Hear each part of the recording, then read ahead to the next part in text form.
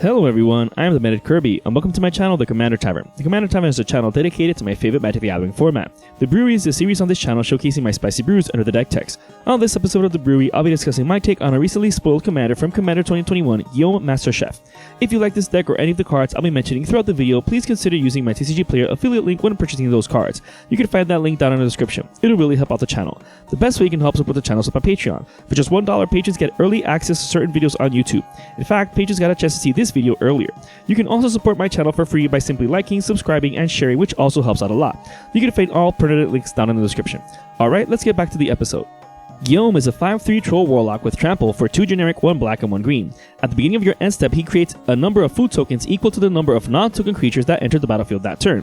This timing is amazing because it will also count itself and any creatures you had enter before it hit the battlefield, so that's a huge plus. He also has an activated ability where you pay 1 and sacrifice a food to make a target creature indestructible. It does get tapped, but that doesn't matter. This is an incredibly versatile ability. We can wipe the board and give our key creatures indestructible in order for them to be the last creature standing. Or we can use it defensively in response to any combat damage, direct damage, or destructive effect.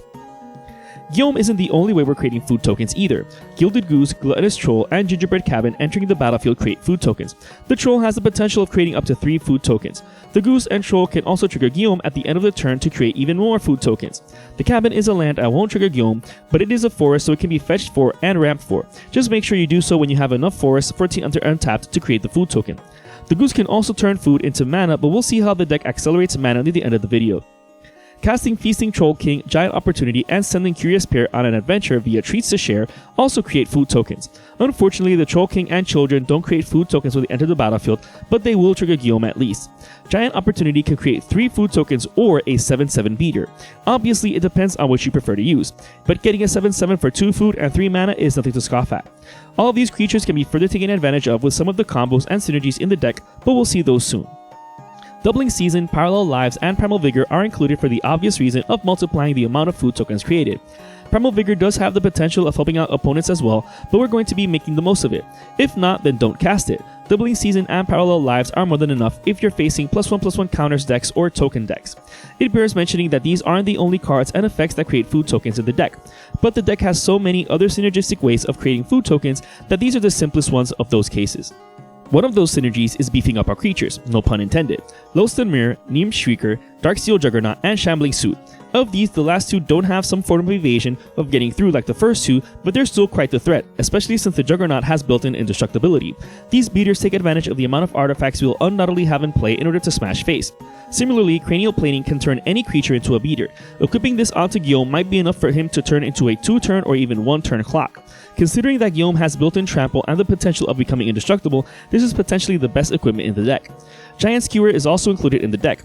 It's not as good as Cranial Planing, obviously, but it does provide a decent buff for its overall cost, plus it creates a food token whenever equipped creature deals combat damage to another creature. If this had been an uncommon or rare, it would have cost less to equip, or at least given the equipped creature first strike, but it is what it is. Syndicate Trafficker and Wicked Wolf work conversely to the first 4 creatures mentioned here. They get stronger with each artifact we sacrifice to them. Not only that, but they become indestructible. So they work similarly to Guillaume but for themselves, which is great in case Guillaume is unavailable for whatever reason. Also, getting a +1/+1 counter is a bit more permanent than a static buff. Granted, these non-bow with the first 4 creatures, but it's always important to diversify the engines in your deck. Either way, Mazadek Kral Death Priest is included in the deck and it loves having things being sacrificed.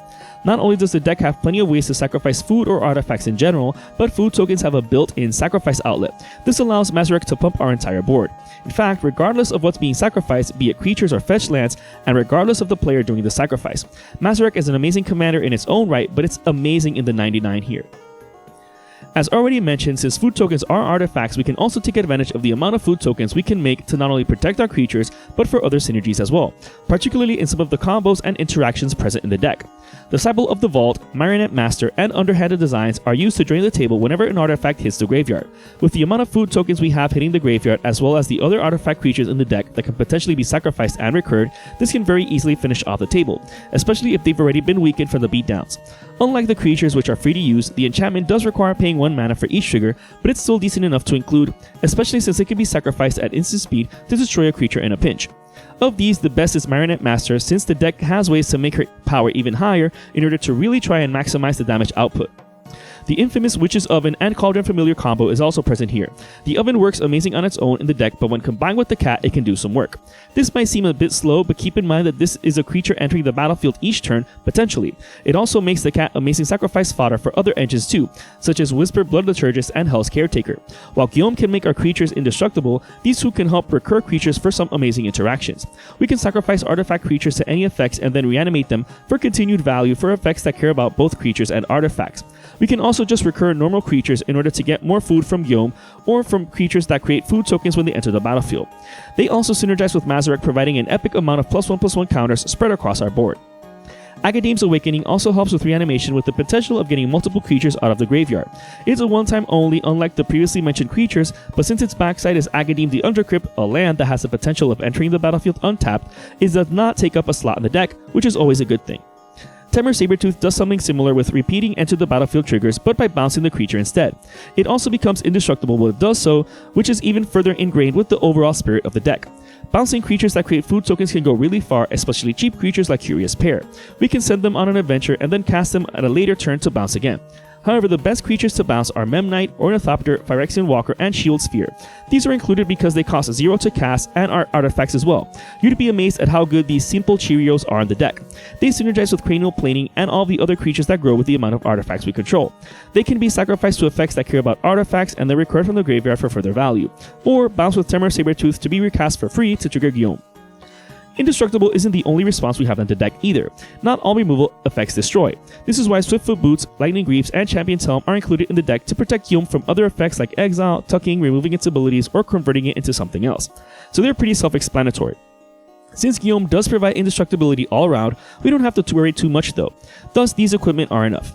As for making the most of it, Damnation and Bantu's Last Reckoning are a given as well. We wipe the board of all creatures while our most important ones remain. Yes, Bantu's spell has our lands not untapped during our next turn, but that's fine since we're essentially keeping our creatures while our opponents don't. Bake into a Pie and Fell the Pheasant are instant speed ways of targeted creature removal that are included because they create a food token as well. So while they're not the best spot removal spells we could be running, for their cost, speed, and effect they're amazing in the deck. Beast Within is the best removal spell in the deck, getting rid of absolutely any kind of permanent, so its inclusion is pretty obvious and self-explanatory as well. The last response in the deck is Rampage of the Clans, another instant speed wrath that takes care of all enchantments and artifacts. This might seem like it non-bows with our strategy, but only if our board state is caring about the number of artifacts we control. However, if an opponent has too many artifacts of their own, or worse yet, enchantment, this turns them into 3/3 centaurs. Yet even then we can make the most out of it because it can turn our food tokens and other artifacts into 3/3s too. Since this doesn't hit our creatures, it'll also trigger Disciple of the Vault and Marionette Master for even more pain. So not only do we get a ton of 3/3s, but we're also dealing a ton of damage to the table as well. In order to dig for those previously mentioned engine pieces and responses, we have to be able to dig through our library. Trading Post and Feign the Broker turn our food tokens or other artifacts into card draw at the cost of simply tapping. These cards are even more similar since they have a ton of other abilities stapled onto them, which make them quite the tools in the deck's toolbox. However, their primary function is turning food tokens into card advantage. Trail of Crumbs and Keskid the Flesh Sculptor also provide card advantage, but not via to-the-point card draw. This is still good because it bypasses effects like Narset and Hull Breacher that don't let you draw extra cards. As a bonus, the enchantment creates a food token when it enters the battlefield. Keskid is a bit more flexible since creatures can also be chosen, but it will primarily be used for food tokens. It will also get you 2 cards in your hand and 1 in the graveyard, which can then be recurred later on for further value. Savvy Hunter is the best card effect tied to food tokens though, and I found it to be the better than all the ones I just mentioned. For one thing, you don't need to tap or pay mana to sacrifice food tokens for card draw. Additionally, it creates food itself whenever it attacks or blocks. It's also a 3 mana 3/3 which is amazing, and an uncommon which is even better since it's light on your wallet. Reprocess does something similar, but in a sorcery's form. It has the potential of drawing into a ton of cards though, since you're not limited to food tokens. You can sacrifice any type of artifact as well as creatures and lands. It also triggers Mazarek a ton of times, as do the other cards just mentioned, so synergy abound. Foreboding Fruit isn't the best card draw spell or effect in the deck, but it does create a food token if you spend triple black to cast it, which isn't a problem in a 2-colored deck like this one. And even if you don't get the food, you can still draw the 2 cards if you're in a pinch, which isn't so bad for 3 mana and 2 life. That being said, I find Return of the Wild Speaker, Soul's Majesty, and Richkar's Expertise to be the best card draw spells in the deck. With creatures like Lodestone Myr and the others like it getting ridiculously huge the more the game progresses, or having a creature equipped with Cranial Planing can make these spells draw you a ton of cards. As always, bonus points for chaining either Return of the Wild Speaker or Soul's Majesty off of Richkar's Expertise. The deck can also synergize amazingly well with its mana acceleration. Blinkmoth Urn can produce a ton of colorless mana during our pre-combat main phase. The deck is running 24 artifacts as cards, which in and of itself is a good percentage. So add all of that to the food tokens being created at any given time and you can already get an idea of how much colorless mana we're getting. Quarkland Ironworks can also generate a ton of mana, but at the expense of feeding our food tokens and or other artifacts to it. While it seems to non-bow with Blinkmoth Urn, it generates a ton of mana on top of being a sacrifice outlet, which we've already seen will trigger a ton of effects within the many engines in the deck. This is why Vault of Whispers, Tree of Tales, and Darksteel Citadel are included, because they're essentially free artifacts that just cost a land drop to play, which can help power multiple engines as well as pump creatures. Same with the obvious inclusion of mana rocks like Jeweled Lotus, Mana Crypt, Soul Ring, Arcane Signet, and Golgari Signet. Not only are these pretty much ubiquitous, but also help power engines as well as pump creatures. So if they're better used as sacrifice fodder later on in the game, regardless of generating mana, so be it. Birds of Paradise, Elves of Deep Shadow, Llanowar Elves, Thinhorn Elves, and Dryad Arbor are also included for the obvious reason of being the best mana dorks for the deck. But keep in mind that they'll also trigger Guillaume the turn they enter the battlefield, as well as synergizing with the multiple engines of the deck. So while artifact-based and creature-based mana acceleration tend to be weak because they're prone to removal, they both function quite well here. That being said, land-based mana acceleration like Farseek, Nature's Lore, 3 Visits, Into the North, and Rampant Growth are ideal due to so many players' refusal to run mass land destruction spells and effects. What's great about Nature's Lore and 3 Visits is that they can also be used to get Gingerbread Cabin if it can create food token when it enters the battlefield, or even Dryad Arbor to trigger Guillaume. Lastly, Nykthos Shrine to Nyx, Cabal Coffers, and Urborg Tunto Yawgmoth are more obvious includes since these lands can vastly accelerate the mana production of the deck. They're not entirely necessary but do a ton of work. Speaking of lands, the rest of the deck is just the rest of the lands. The deck's running all 10 fetch lands, Tainted Wood, Command Tower, Bayou, Overgrown Tomb, Llanowar Waste, Nurturing Peatland, and Ancient Tomb, as well as 5 of each snow-covered basic land since we're taking advantage of it. As always, if you're not playing online or don't already have them, the fetch lands, Bayou, Cabal Coffers, and Mana Crypt aren't entirely necessary for the deck to run, and you can just as easily swap them out for any budget substitutes and the deck will still run well enough. Or you can just proxy them if that's fine with your playgroup. This brew is just an idea of how to build around Guillaume Master Chef. This deck is a lot of fun to pilot because it's not super linear and the synergies overlap, meaning that it's like a puzzle figuring out which pieces go where to assemble that many different engines the deck is capable of building. Naturally, for lack of time, I didn't mention absolutely every route to victory, but I mentioned the base cases for which you can also build upon as you're playing the deck. There are plenty of ways to hurt opponents, whether from combat damage or the recursion engine, so you have multiple routes to victory. Plus, plenty of creatures become indestructible, so you'll also have the best board more often than not. If you're interested in the deck list of this spicy brew of mine, you can find a link to it down in the description. I would like to thank all my patrons for supporting me, and a quick shout out to all my higher tier patrons, the brewers, for their patronage. I'd also like to thank anyone using my TCG Player affiliate link, that also helps out the channel. And to everyone, thanks for watching this episode of The Brewery on the Commander Tavern. I'm the Meta Kirby, and happy brewing.